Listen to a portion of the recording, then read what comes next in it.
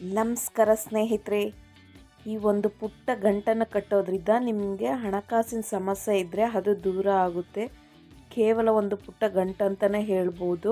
ಈ ರೀತಿಯಾಗಿ ಮಾಡೋದ್ರಿಂದ ಹಣಕಾಸಿನ ಸಮಸ್ಯೆ ದೂರ ಆಗುತ್ತೆ ಅಂದರೆ ಯಾಕೆ ಮಾಡಬಾರ್ದು ಹೇಳಿ. ಬಿಸ್ನೆಸ್ ಮಾಡ್ತಿರೋರ್ಗಂತೂ ತುಂಬ ವರ್ಕ್ ಆಗುತ್ತೆ, ತುಂಬ ಚೆನ್ನಾಗಿ ಹಣ ಬರುತ್ತೆ. ಹಾಗೆ ಕೆಲಸ ಮಾಡ್ತಿರೋರ್ಗೂ ಅಷ್ಟೇ, ಯಾವುದೇ ರೀತಿ ಹಣಕಾಸಿನ ಸಮಸ್ಯೆ ಇದ್ದರೂ ಅದು ದೂರ ಆಗುತ್ತೆ. ಈ ರೀತಿಯಾಗಿ ಮನೆಯಲ್ಲೇ ಮಾಡಿ ಯಾವ ದಿನ ಮಾಡಬೇಕು ಮತ್ತು ಇದನ್ನು ಏನು ಮಾಡಬೇಕು ಅನ್ನೋದು ಪೂರ್ತಿ ವಿವರ ಈ ವಿಡಿಯೋದಲ್ಲಿ ನೋಡೋಣ. ಹಾಗೆ ಇನ್ನೂ ಯಾರು ನಮ್ಮ ಚಾನಲ್ನ ಸಬ್ಸ್ಕ್ರೈಬ್ ಮಾಡಿಲ್ಲ, ಪ್ಲೀಸ್ ಸಬ್ಸ್ಕ್ರೈಬ್ ಮಾಡಿ. ಹಾಗೆ ಪಕ್ಕದಲ್ಲಿರೋ ಬೆಲ್ ಐಕನ್ನ ಕ್ಲಿಕ್ ಮಾಡಿ. ನಾವು ಯಾವುದೇ ವಿಡಿಯೋ ಹಾಕಿದ್ರೂ ನಿಮಗೆ ನೋಟಿಫಿಕೇಷನ್ ಬರುತ್ತೆ. ಮತ್ತು ಒಂದು ಲೈಕ್ ಕೊಡಿ. ಲೈಕ್ ಕೊಡೋದ್ರಿಂದ ಏನೂ ಕಳ್ಕೊಳ್ಳೋದಿಲ್ಲ. ಪ್ಲೀಸ್ ಒಂದು ಲೈಕ್ ಕೊಡಿ. ನಿಮ್ಮ ಫ್ರೆಂಡ್ಸ್ ಆ್ಯಂಡ್ ಫ್ಯಾಮಿಲಿಗೆ ವಿಡಿಯೋನ ಶೇರ್ ಮಾಡಿ. ಬನ್ನಿ ಈಗ ವಿಡಿಯೋ ಸ್ಟಾರ್ಟ್ ಮಾಡೋಣ. ಈ ಒಂದು ಗಂಟನ್ನು ಕಟ್ಟೋದಕ್ಕೆ ಕೆಲವೊಂದು ವಸ್ತುಗಳು ಬೇಕಾಗುತ್ತೆ. ಅದು ಗ್ರಂಥಿಗೆ ಅಂಗಡಿಯಲ್ಲಿ ಸಿಗುತ್ತೆ, ಕೆಲವೊಂದು ಮನೆಯಲ್ಲೇ ಇರ್ತಕ್ಕಂಥದ್ದು. ನೋಡಿ, ಈ ರೀತಿಯಾಗಿ ಒಂದು ಕೆಂಪು ವಸ್ತ್ರ ಬೇಕಾಗುತ್ತೆ. ಇಲ್ಲ ಅಂದರೆ ನೀವು ಬಿಳಿ ವಸ್ತ್ರನಾದರೂ ತಗೋಬೋದು. ಕೆಂಪು ವಸ್ತ್ರ ತಗೊಂಡ್ರೆ ಅದು ಮಹಾಲಕ್ಷ್ಮಿ ಸ್ವರೂಪ, ಅದಕ್ಕೋಸ್ಕರ ಕೆಂಪುದಾದರೂ ತಗೋಬೋದು. ನೋಡಿ, ಈ ರೀತಿಯಾಗಿ ಬಿಳಿ ಸಾಸಿವೆ ಸಿಗುತ್ತೆ. ಇದು ಗ್ರಂಥಿಗೆ ಅಂಗಡಿಗಳಲ್ಲೆಲ್ಲ ಸಿಗುತ್ತೆ. ಇದು ಅಷ್ಟೇ ಲಕ್ಷ್ಮಿಗೆ ಪ್ರಿಯವಾದ ವಸ್ತು.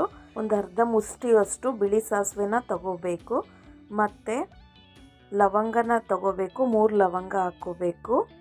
ಇದು ಅಷ್ಟೇ ಹಣ ಆಕರ್ಷಣೆ ಮಾಡೋಕ್ಕೆ ಸಹಾಯ ಮಾಡುತ್ತೆ.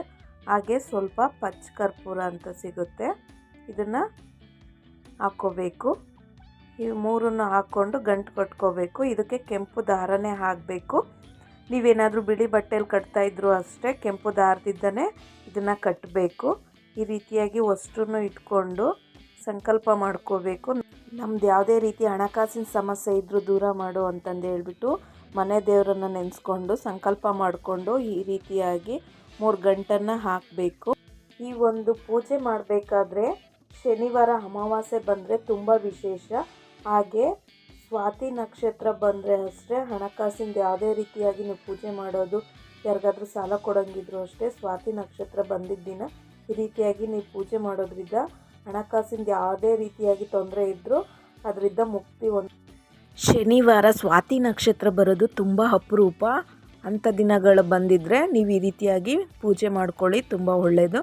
ಹಾಗೆ ಈ ರೀತಿಯಾಗಿ ಹಳೇದೇನಾದರೂ ನೀವು ಕಟ್ಟಿರ್ತಕ್ಕಂಥ ಗಂಟಿದ್ರೆ ಅದನ್ನು ತೆಗೆದುಬಿಟ್ಟು ಆಮೇಲೆ ಇದನ್ನು ಕಟ್ಬಿಡಬೇಕು. 3 ತಿಂಗಳಿಗೂ 6 ತಿಂಗಳಿಗೂ ಈ ರೀತಿಯಾಗಿ ಚೇಂಜ್ ಮಾಡ್ತಾ ಇರಬೇಕು. ಆವಾಗ ಹಣಕಾಸಿನ ಸಮಸ್ಯೆ ದೂರ ಆಗುತ್ತೆ. ಈ ರೀತಿಯಾಗಿ ಬಾಗಿಲಿಗೆ ಹೊರಗಡೆ ಹಾಕಬೇಕು.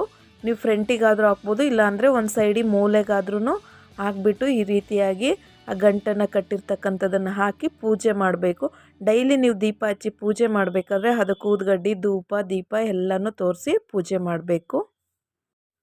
ಈ ರೀತಿಯಾಗಿ ನೀವು ಮಾಡ್ತಾ ಬರೋದ್ರಿಂದ ನಿಮ್ಗೆ ಹಣಕಾಸಿನ ಸಮಸ್ಯೆ ಅನ್ನೋದೇ ಬರೋದಿಲ್ಲ. ನೀವು ಒಮ್ಮೆ ಟ್ರೈ ಮಾಡಿ ನೋಡಿ, ಆಮೇಲೆ ಕಮೆಂಟ್ ಮಾಡಿ. ವಿಡಿಯೋ ಯೂಸ್ಫುಲ್ ಅನಿಸಿದ್ರೆ ಒಂದು ಲೈಕ್ ಕೊಡಿ.